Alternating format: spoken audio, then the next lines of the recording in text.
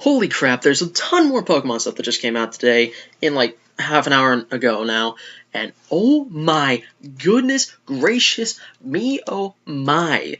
This is crazy shit. This is really crazy shit. I'm not even joking about this. Like, I've heard of some crazy stuff happening before, but never what I'm about to show you guys. Hey everybody, Fox Rose here, and today I'm going to show you the trailer of the new stuff in the Pokemon Sun and Moon trailer from today, August 1st, 2016. Now, I'm just going to say it right now, all the stuff that's in this trailer, I had no idea would ever be a possibility. I had always theorized that something like this would happen, but never exactly this. Like, I knew that Generation 1 got a ton of fucking respect from X and Y, and apparently Alola's giving a lot of respect to the Pokemon that didn't get love in X and Y. So, wow. Some Pokemon are actually going to become better than they were when you think about it. Let me just roll the clip so you guys can see what the hell I'm talking about. I'll be voicing over again like I did the last time. Okay, so as you guys can see, certain Pokemon are thriving in Alola, and as we've seen in trailers already, we see certain Pokemon have already been in there, like previous generations. But what we don't know is about Alola forms, and these are kind of a new mechanic, like as you're seeing right now. Exeggutor is now a grass dragon with the ability Frisk. That kind of looks like a palm tree sort of thing. And now, Vulpix and Ninetales, two of my favorite Pokemon from Gen 1, are now Ice and Ice Fairy types with the ability Snowcloak. And I'm kind of liking the variations they're having for each design, like they're actually changing it up to a degree where it looks a little cooler, no pun intended, for the design that they have representing their type now. Also, Sandshrew and Sandslash were also revealed with this to be Steel and Ice types with the ability Snowcloak. And in all honesty, I kind of like Sandslash's Alola form more than the original.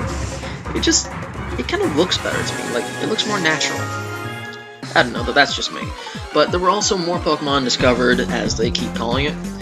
And this one I cannot pronounce, but I'm just going to call it Oricorio. And each one of them has a unique typing setup, as well as a ability where, you know, since you're seeing them all dancing right now, you can kind of guess what the ability is. And that ability is that if an enemy Pokemon uses a dance move, they will automatically use that move as well, even if they don't have it. And it's a really powerful kind of ability because Quiver Dance, like any kind of dance move that's been used will actually be used on themselves, like Swords Dance. I can't think of any other dance moves at this point, but you guys get the idea. And in all honesty, they all look kind of meh to me. Minior looks kind of cool. It's a rock flying type. It's kind of a Geodude slash Aerodactyl sort of thing to me, with the ability Shields Down. And Shields Down, we're not sure what it does, but apparently, according to the game, it does this. Which you will reveal Minior's core upon Shields Down. So that's cool, I guess. Next we have the evolution of Yungoos, Gumshoos, which has the exact same abilities and kind of just looks like an adult Trump.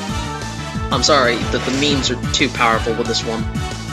And then we have Fomantis, which kind of looks pretty adorable. And then my favorite one so far, Lurantis. This one actually looks really cool, and I'm kind of upset it's not a grass bug type, but I can see where they're going with this. It's supposed to be a mantis, and mantises aren't really bugs, but they're in the insect kingdom. So they're going off of the leaf aspect of it. And we also see a brand new move called Solar Blade. My theory on this is that it's a physical solar beam. And then, surprise, surprise, Mudsdale has a pre-evolution called Mudbray. Mudbray looks kind of cute. I don't know how to put it. I mean, it's a new Pokemon. I'm indifferent to it. Okay, so we're kind of just showing stuff off now. But, there's another thing that I'm also wondering about this. Like, we're seeing so many Pokemon have, like, Alola forms. What is the theory to getting these Alola forms? Like, is it that they have to be raised in Alola and then evolve into that form? Or is it the case of, if you send one over from the previous games, will it automatically change to the Alola form? And a lot of people were right, and there's no gyms in this game. So it seems. Instead, we've got Trial Captains and Kahunas. At least, that's what it seems so far. We'll know more as time goes on, obviously, but it's definitely interesting. Also, a new thing called Totem Pokemon, and these things look powerful. because if you look closely at what's about to happen, you'll see it suddenly gets an aura around itself, and something will increase, as well as it'll have the ability to call for help at any time, but that also goes to your advantage as well, because it's extra experience from what I'm seeing. And the Kahunas seem to be like ancient people from each of the islands. Like Hala from the first island will be the first Kahuna you ever face, and is more like a gym leader sort of thing to me. And this is the big thing that's driving a lot of people nuts besides the Pokemon, Z moves, and apparently from Cerebi right now there's actually information on these things, where I'm just going to read it right now. Z moves are utilizing the special bracelet that trainers have. The Z ring fits on a trainer's arm, and Z crystals are set into it. If a Pokemon holds the same variety of Z crystal, the two will be able to resonate with one another. Crystals that correspond to each Pokemon type have been found in the Alola region. There are two conditions for performing Z moves. A Pokemon must learn a move of the same type as a Z crystal, and it must be holding the corresponding Z crystal. When you see these moves in action in this game, each overwhelmingly powerful move will be on full display, filling the entire screen. So that right there kind of says it all right there. And all these moves are incredibly powerful, as we're seeing, so that's another thing to take into consideration as well. So Pokemon Sun and Moon are looking to be pretty awesome from what we're seeing in just this trailer alone, and I'm honestly loving the idea of no gyms for a change, but I'm kind of upset that they're going with grass, water, electric, and fire. Like, are we not going to get like a dark type leader of any kind at some point? I don't know. It puts me off. In a way, I guess. I don't know.